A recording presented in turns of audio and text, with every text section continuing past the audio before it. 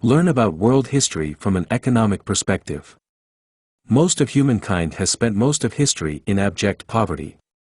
Due to advancements in commerce and agriculture, we are now able to feed an expanding population.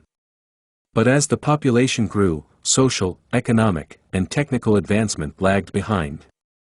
As a result, the majority of those who were employed fought to feed and care for their families. But everything changed in 1870.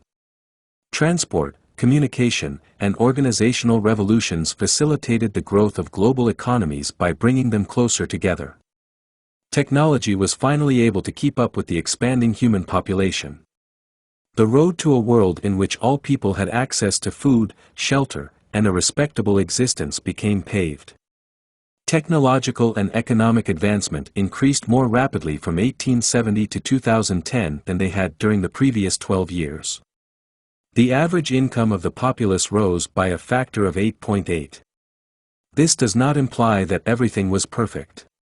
Millions of people were killed by totalitarian ideologies in the 20th century. However, the rapidly expanding wealth was allocated unfairly, leaving the global south, racial minorities, and women to catch up later. On the road to nirvana, we were slouching rather than running. Then we became confused. 2010 saw a halt to economic growth in the majority of Western nations. Our faith in the economy has been damaged by the severe recession of 2008. Politicians also had to deal with the fact that economic solutions weren't always the best ones for the world's problems. We'll learn how technology development facilitated the globalization of wealth in this book summary.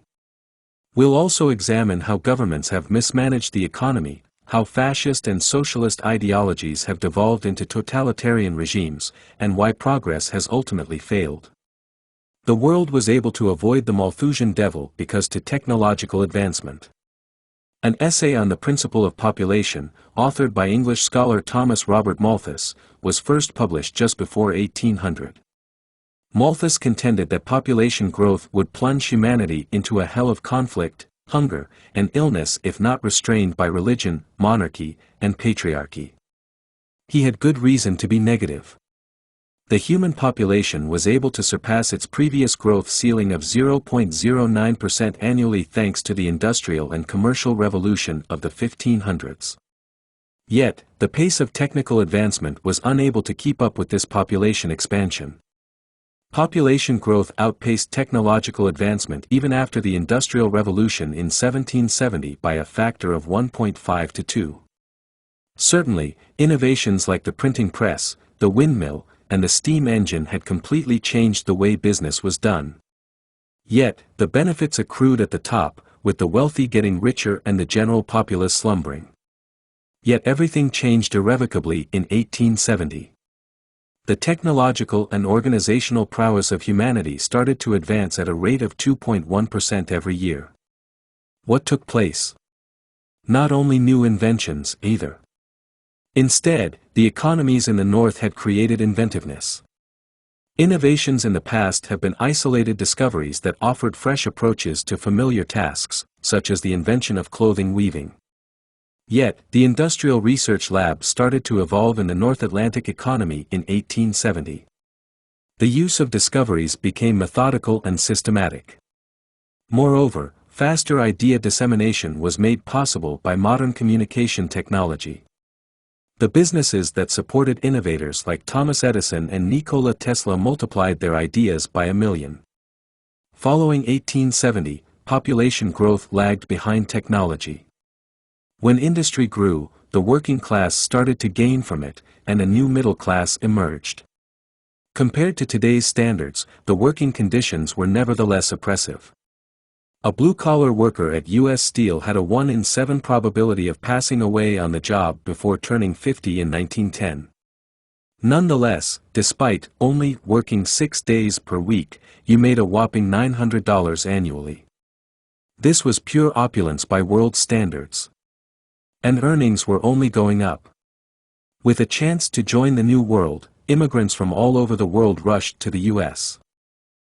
Economic utopia was, in the words of the brilliant economist John Maynard Keynes, the period from 1870 to 1914. The flag was being held by the U.S. Economic growth was hastened by globalization, but unevenly. Globalization was eventually brought about by technological advancement. International trade was able to accelerate thanks to transportation innovations like steamships and railroads.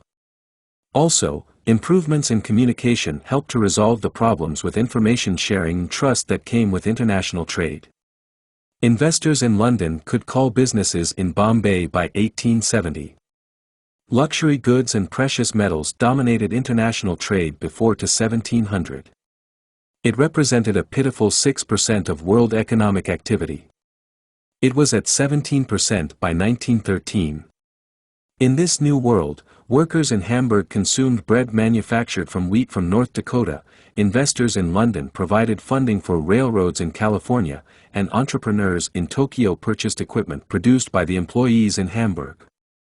Migration surges were sparked by the crumbling walls.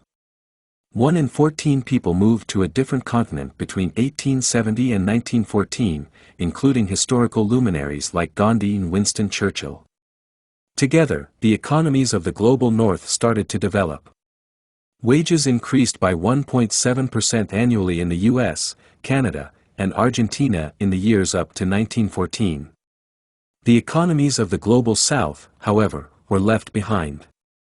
The northern economy's technological edge led to a clear worldwide division of labor. The production of low-value items like rubber, coffee, and sugar for the northern market was left to regions without educated labor, engineering best practices, or sufficient beginning capital. However, Europe, and the British Empire in particular, used its technological superiority to further its colonial goals. By 1914, only a small number of nations had managed to avoid European conquest, including China and Japan. The imperialists generally had little interest in assisting their subjects in boarding an economic growth escalator. On occasion, like in India, they offered a bundle that included ports, schools, railroads, and banking. But they fell short of giving modern manufacturing firms the decisive boost they needed. Empire's rationale started to fall apart as the 20th century wore on. Producing luxury items domestically and selling them abroad became more affordable. The British Empire was already in trouble by 1914. Also, the world's recent geopolitical entanglements would have a significant impact on World War I. The utopianism of World War I started to wane. The economy of the 20th century was driven by the global north. It would be a history of mayhem and devastation for the first half. It was impossible to predict. Between 1870 and 1914, there has never been a time of greater peace and prosperity. War just didn't make much sense anymore economically. Since you could make money manufacturing and exporting, why would you invest money on military conquest? The heir to the Austro-Hungarian Empire, Franz Ferdinand, was murdered in the summer of 1914 by a Serbian nationalist.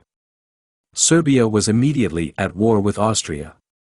After then, things swiftly became worse. Wilhelm II, the leader of Germany, saw a chance to attack Belgium alongside Austria in order to gain an advantage against France and Russia. Under treaties, the British Empire was required to defend Belgium and Russia. France promised its cooperation in an effort to win back land that Germany had lost. It was an unnecessary, brutal, and terrible war. They were obliged to build trenches because the opponents were so evenly matched. Moreover, nationalist propaganda was deployed by Europe's aristocratic elites to supply young men for these trenches. The focus of entire economies shifted to military production. The command and control economy that Germany built later served as an inspiration for the socialists in Russia. In the end, 10 million people had died and Europe had been reduced to ashes. Over 50 million people died as a result of the war, if the Spanish flu epidemic of 1918 to 1919 is included. In either case, the universe was altered. Britain's influence had significantly decreased, but the US was not yet prepared to assume the role of global hegemon. The Ottoman and Austro-Hungarian empires fell apart rather swiftly. The remaining nations intensified their nationalism and isolationism out of a fear of too much dependency. The globalization process slowed down. Kaiser Wilhelm II of Germany abdicated, allowing the Social Democratic Party to take the helm of the new Weimar Republic. The promising social democratic experiment in Germany, however, was short-lived. The damage caused by Germany was sought by the French and British after the war. They forced the German government to make enormous reparations through the Treaty of Versailles. The Great Depression was just around the corner when the Weimar Republic started to falter. Only a responsive government can alleviate an economic crisis, as the Great Depression demonstrated. The world's governments have been influenced by two different schools of thinking since before history became economic. One is that of economist Friedrich Hayek, who was of the opinion that any issue the economy causes will be resolved on its own. Market meddling only leads to future issues that are worse. The market gives, the market takes away, blessed be the name of the market, according to Hayek's worldview. There is a drawback to this. Property rights are the only types of rights that the market by definition acknowledges. But, as humans, we also think we have other rights. The rights to a safe neighborhood and a respectable employment, for instance. These rights are not taken into account when we turn to the market to solve a problem, which can lead to intense discontent. Wouldn't it be preferable if we controlled the economy in a way that served society and upheld all of our rights? Karl Polanyi, an economist, once said, "Market is built for man, not man for market." Most leaders of the 20th century adopted ideologies that fell somewhere between Hayek and Polanyi. Regrettably, governments ended up siding with Hayek when the Great Depression of the 1930s hit. Many European governments, including the brand new Weimar Republic, made a left turn after World War I. They demanded pensions, public housing, and health insurance, and the new administrations obliged. Nevertheless, they lacked the power to force the wealthy to foot the bill. They simply ended up printing more money, instead. Hyperinflation was the end effect. Countries rushed to repeg their currencies to gold, a practice they had abandoned during the war for good reason, in an effort to avoid hyperinflation. People's confidence in the economy was further shaken by the 1929 stock market disaster. Then the 1930 banking crisis plunged them into a complete state of terror. Everyone halted their purchases and rushed to convert their assets into cash. The Great Depression erupted as the global economy crashed. Governments have the option of raising expenditure by making purchases, recruiting personnel, or transferring financial assets to reduce the excessive demand for cash. Instead, they did nothing as they followed Hayek. The Great Depression was just a period of widespread craziness, looking back. The unemployment rate in the US reached a high of 23%. The crisis in Germany opened the door for a much bigger menace. Although promising their supporters utopia, fascism and socialism killed millions of people. Three potent philosophies clashed in the tense time between the wars. First was the previous system of industrial capitalism that was rather liberal. Yet, the Great Depression had put into doubt this strategy. The alternatives that surfaced were both potent and lethal. Millions of people would die under fascism and socialism. Based on the theories of economists Karl Marx and Friedrich Engels, socialism actually existed. They asserted that market economies can only result in increased inequality. But Marx's predicted, inevitable, working-class revolution never materialized. Lenin, Trotsky, and Stalin, among other authoritarian leaders, instead attempted to compel it, with terrible effects. Lenin attempted to establish a top-down, command-and-control economy for the Soviet Union after seizing control in 1917. It ended up being ineffective, wasteful, and dishonest. Russia had a life expectancy of just 30 years at the beginning of his administration, and it was only about half as wealthy as the US. A 20-year life expectancy and a third as much wealth were there by 1921. After him, Stalin made the decision to wage war on the peasantry in order to push Russia to industrialize. The outcome was 15 million deaths from starvation and 18 to 50 million deaths or near deaths in the gulags, forced labor camps. A distinct but no less violent worldview prevailed in Germany. Benito Mussolini, the father of fascism, placed a significant emphasis on ethno-nationalism and strong leadership. Antisemitism and territorial expansion were introduced by Hitler. He had won enormous popularity after becoming office in 1933 by assisting Germany's economy in its recovery from the Great Depression. No one wanted to see another world war coming, especially after he annexed Austria and Czechoslovakia. Britain and France didn't start intervening until Nazi tanks rolled into Poland in 1939.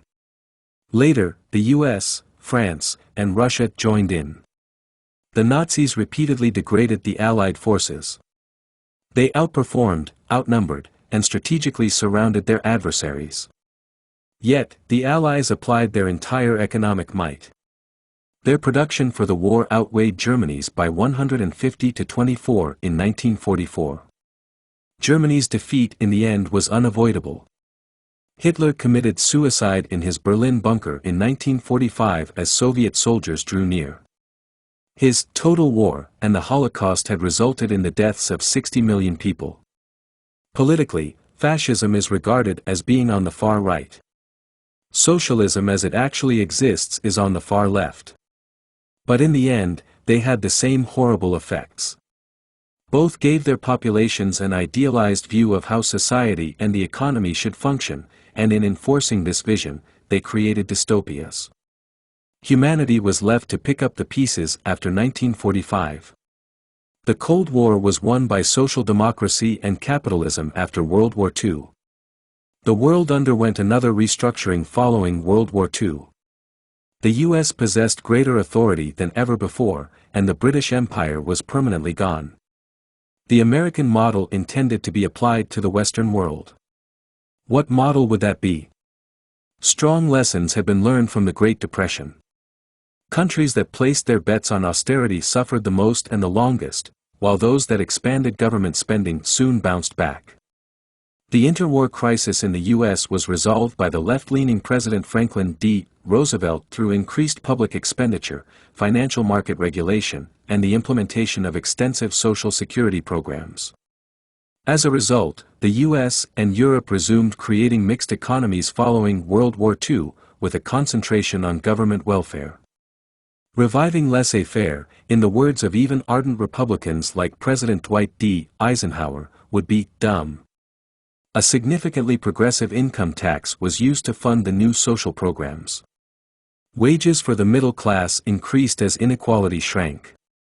In the U.S., the top 1% saw their share of wealth decline from 20% in the 1930s to only 12% in the 1950s.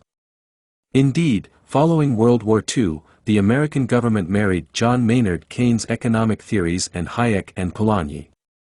People and the economy were content as long as the government maintained strong job levels. Hence, the global North experienced another economic development spike in the decades following World War II. Globalization, societal advancement, and technological innovation all accelerated once more. Wide-ranging political and financial alliances were created, including the EU, UNO, NATO, and IMF. This time frame was known as the 30 Wonderful Years in French. But the clash of beliefs continued to rage in the background. The Soviet Union continued to help communist revolutionaries and capitalist nations in an effort to demonstrate the viability of socialism. The CIA was charged with putting an end to these revolutions as the US's worry over socialism grew. Both nations increased their military and nuclear arsenals out of fear for the other. The Cold War briefly but disastrously went hot in Korea and Vietnam. Ironically, the Cold War arms rivalry may have sped up the expansion of Western economy. But they weren't always pro-American business. Europeans were much more scared of a Soviet takeover. Hence, the U.S. social democratic and capitalism systems came to rule the entire planet. It became abundantly evident that it was a superior system than the catastrophe of socialism that actually existed with the fall of the Soviet Union in 1990. Yet many people were left wondering, how much better? Everyone did not profit evenly from economic progress.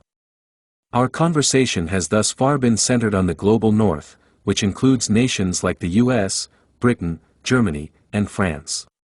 How about the rest of the world, though? First, let's review. The argument is not that humanity approached utopia during the protracted 20th century, but rather that because to the period's fast economic expansion, utopia started to seem like a feasible objective, at least in principle. Yet, rather than walking toward it, we were slouching. Since in reality, not everyone's money was able to develop equally. The nations of the global south, China, India, South America, and particularly Africa, were ignored on a global scale. The majority of the nations were unable to complete the requirements for post-1870 economic growth. A stable government, railways, ports, banks for trade and investment, education, and strategic tariffs were all on the list. However, their European occupiers showed little enthusiasm in providing assistance. After World War II, when the old empires started to fall apart, the decolonized countries attempted to construct social democracies in accordance with the northern model. But in the majority of regions, these new administrations proved to be too unstable to concentrate on long-term economic growth. A distrustful culture had been cultivated in Africa over many years as a result of the trade in slaves and other forms of exploitation, making it difficult for democratic ideals to take hold. Property-owning elites in South America were more concerned with repressing the populace than they were with fostering domestic industry. For fear of a socialist takeover, American secret services assisted authoritarian and military rulers in gaining control in a number of nations, including Iran, Guatemala, Nicaragua, and Chile. The Pacific Rim nations like Japan, South Korea, and Taiwan have fared the best out of all the nations outside of the global north. The neoliberal turn we'll explore next has helped China and India catch up as well. But the US still has a 3-to-1 advantage over China in terms of average income. On a global scale, the US in particular neglected to factor in significant portions of its own population during the wealth growth. African people and women have historically been excluded from significant participation in economic growth. The Emancipation Proclamation and the Civil Rights Act of 1965 represented significant milestones toward equality for African people. But, any wave of racial inclusion was typically quickly countered by the growing importance of class and the escalating income gap. Even now, 50% of U.S. states have election regulations that are intended to dissuade black voters from casting ballots. A black family's average income is currently 60% of a white family's, which is unchanged from 1960. How could relative inequality increase given how much the economy has grown since then? In the section after this, we'll learn. Income disparity increased as a result of the 1970s neoliberal revolution. The economies of the global north faced several challenges during the 30 glorious years following World War II. People in 1973 had roughly 2 to 3 times as much tangible wealth as their parents did. Yet, the oil crisis in the 1970s caused gas prices to quadruple globally, pushing up inflation to a rate of between 5 and 10% annually. Old worries slowly returned as economic development stalled. Many started to doubt the concept of government intervention as memories of the Great Depression started to fade. The center moved to the right. President Richard Nixon already lowered government expenditure and allowed unemployment to grow in an effort to control inflation. Shock therapy for the economy, he dubbed it. With an unemployment rate of 11%, the economy experienced a recession in 1982. Neoliberals found this to be the ideal material. They contended that it was appropriate to go back to Hayek. The solution to our economic issues was even lower government spending. Neoliberalism quickly spread throughout the global north, affecting almost all of them. The American government of Ronald Reagan promoted high interest rates and financial deregulation. By drastically reducing government spending, Margaret Thatcher and the Tories pledged to restore order in Britain. President François Mitterrand in France also turned away from his socialist credentials in favor of extreme austerity. Inflation was successfully reduced by the new neoliberal approach. But it was unable to fulfill any of its other commitments, including those to increase jobs, spur investment, and support the middle class. Instead, tax cuts for the wealthy were the main result. Neoliberalism increased the wealth of the top 1% by more than twice as much. It was simple for managers to relocate production offshore thanks to tariff reductions and modern technology. The economies of the Global South experienced faster income growth than those of the North for the first time. Even in the US, median incomes fell. The bottom 90% of the population started to decline. Neoliberalism nevertheless became the accepted view, especially among Democrats. How? It firstly favored the wealthy since they could afford large microphones. Second, it was somehow credited with ending the Cold War because it corresponded nicely with that time period. Thirdly, it was giving a disgruntled populace the impression that nobody was receiving handouts they weren't due. Neoliberalism was an empirical failure in retrospect. Nonetheless, up until 2010, politicians could still delude themselves into believing everything was fine. The long century came to an end as a result of the 2008 financial crisis. In 2007, everything appeared to be in order. Productivity was increasing, there was almost no inflation, and the Global South was finally catching up to the North. President George W. Bush of the United States had intensified the deregulation policies of his forebears, and it appeared to be working. The 2000 dot-com crash had really been a minor blip. But the housing bubble burst in 2008, and everything quickly came tumbling down. Afterwards, there was a universal glut, and individuals rushed to sell their possessions and transform them into cash. Like FDR had done during the Great Depression, the American government should have pumped money into the economy by encouraging spending and employment. And just as China is doing right now, which helped it avoid the impending recession. Instead, the US government chose to punish one of the financial institutions that had engaged in excessive speculation during the housing boom. The government permitted Lehman Brothers to crumble when it filed for bankruptcy. This strategy failed. More panic sales were made by people, which made the crisis worse. The way the EU handled the Greek debt crisis was as appalling across Europe.